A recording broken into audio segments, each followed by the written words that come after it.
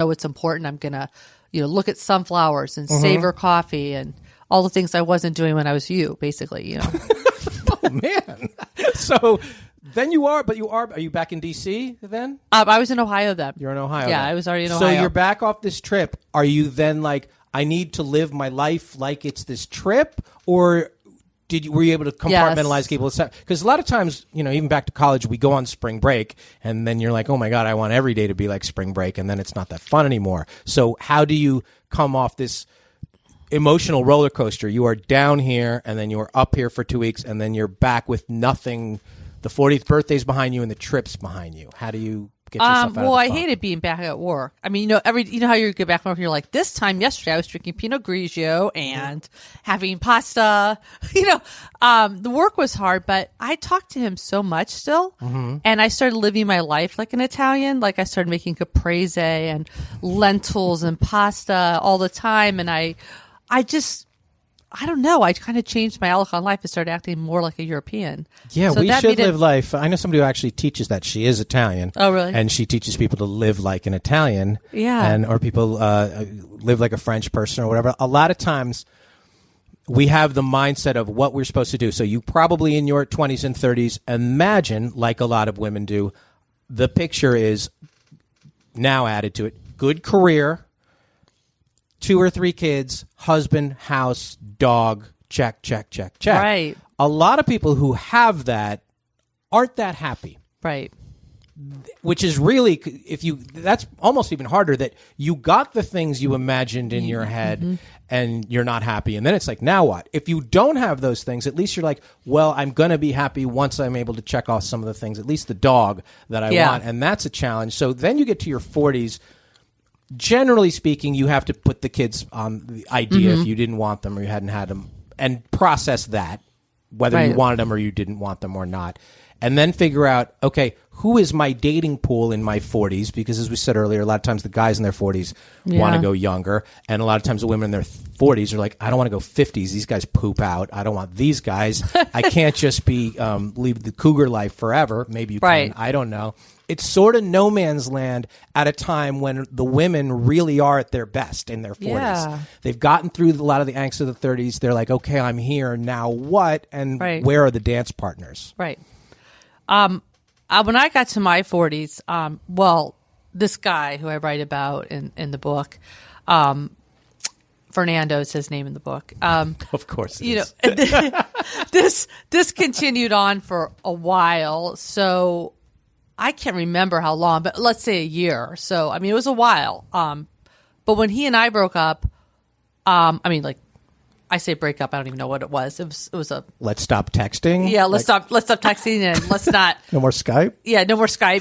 When that ended, I just did. I think I was sad, but then I did a lot of online dating. I think that's pretty much what I did in most of my 40s. More confident then? Did that give you a shot of confidence that I am attractive, I do feel good, the younger guys want me, screw you, 45-year-old guy, you don't want me, you're missing out. Yeah. So there is value to that. Yeah, there was. Good. Yeah. And then you went back into the dating pool still wanting, I didn't even ask you that. Did you want to be married at some point? How big, without the pressure, how big a deal is that? I wanted to be married. I never really thought I wanted to have children.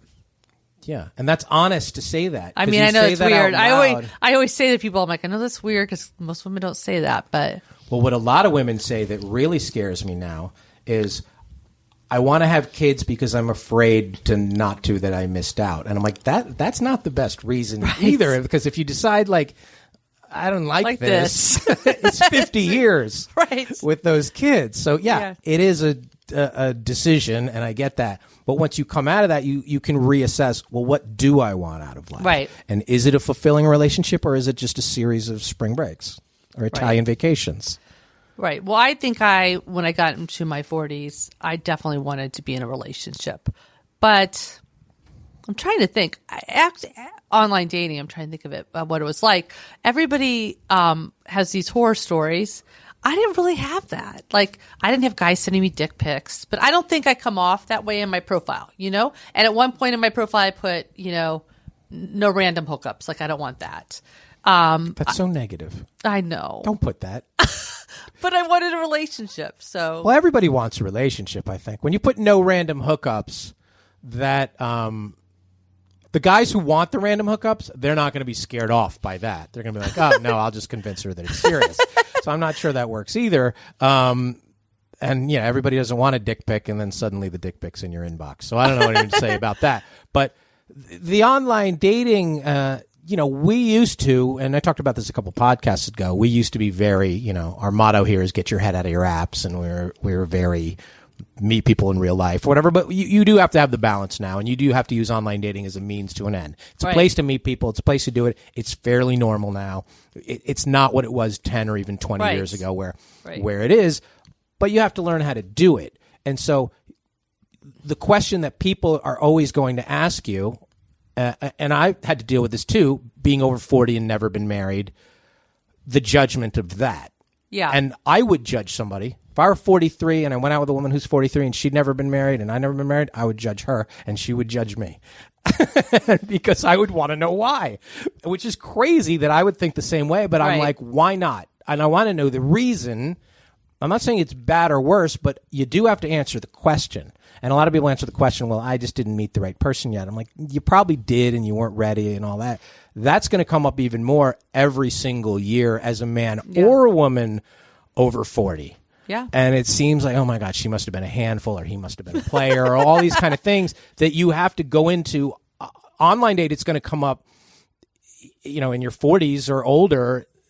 You don't have any kids because a lot of that pool has kids. Mm-hmm. You've never been married. And they're like, well, then you don't understand what it's like to be married or be divorced. Yeah. And you have to have a whole different mentality to try and match with people who most likely have had these experiences. Yeah. Because the pool of people over 40 who've never been married is a pretty small pool.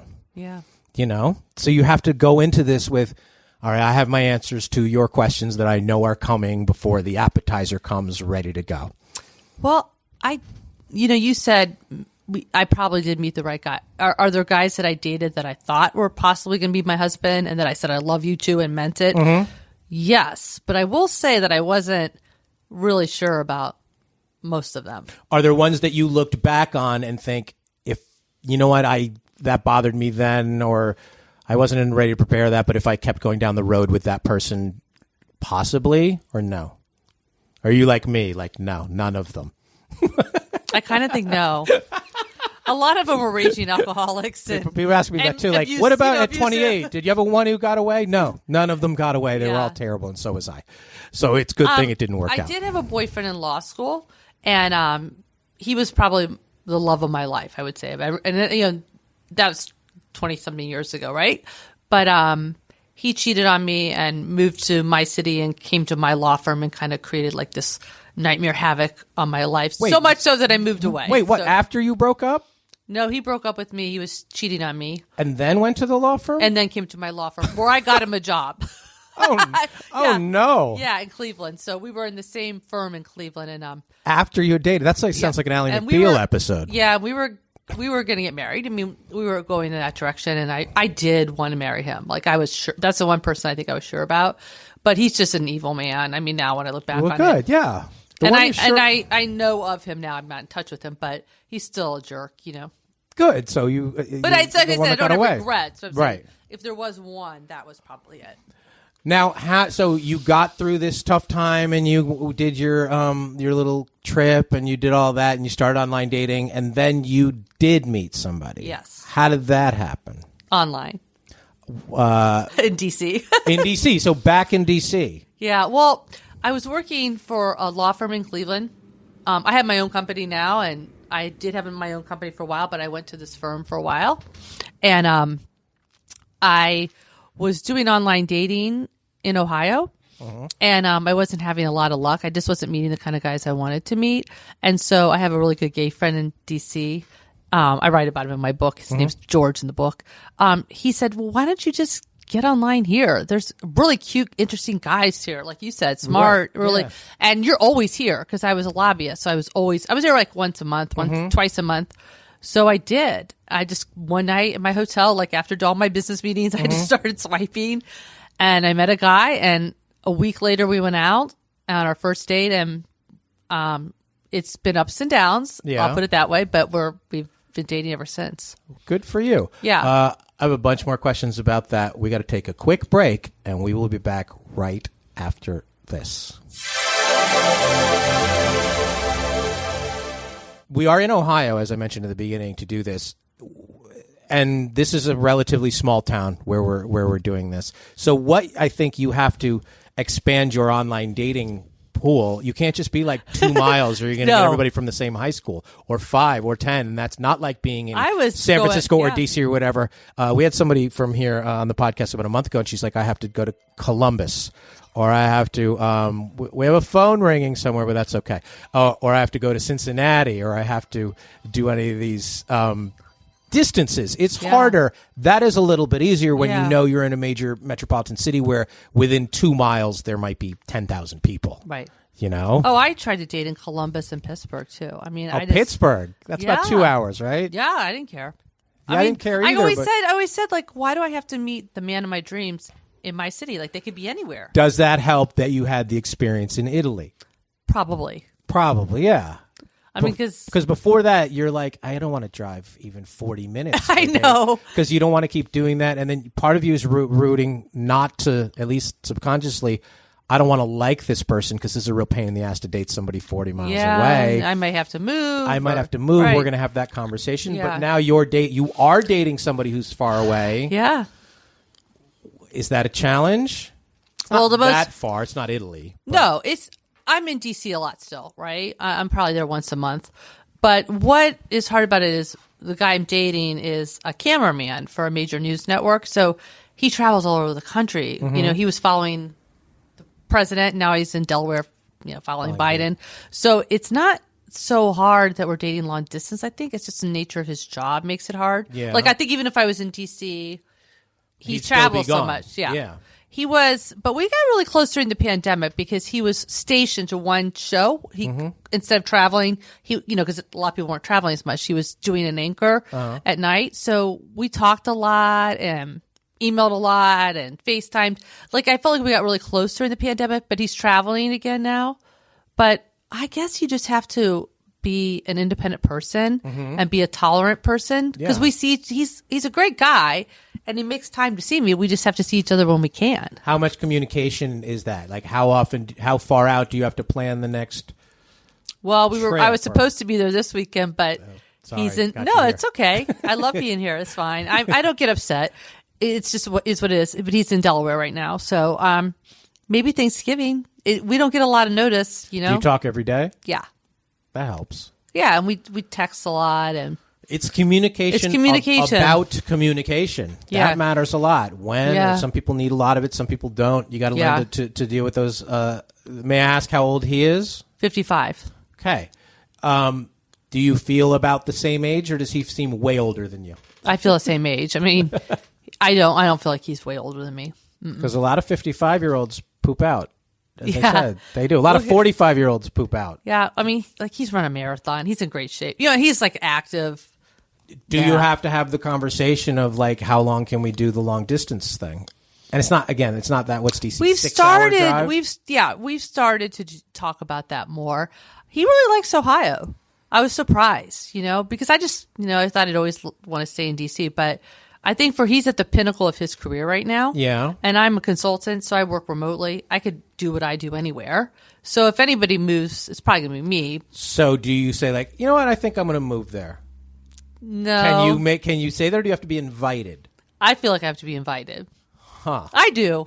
I kind of agree with you, but I also think that the person might feel like that's a lot to ask to have them come here, or vice versa. Asking somebody to like move to Ohio or move to Michigan or any thing. But what if you just I know that's a weird spot. You know what? I'm just going to go there for a while. I don't have to stay with you. You do your thing. I'm going to be at the Holiday Inn down the street if you need me. Is that a bold move? I think it is. I think at some point it might be if you get frustrated with it. But you seem to be okay with the way this is sort of shaking out. Well, I'm conflicted too because my family's here. And my dad just died, like I said, a couple years ago. So I was here taking care of him. And my mom is fine, but has an autoimmune disorder. So I kind of help her. I'm very close to my nieces and nephews, even though I didn't want to have kids. I love them, and I spent a lot of time with them, and my sister and my brother. You know what I mean?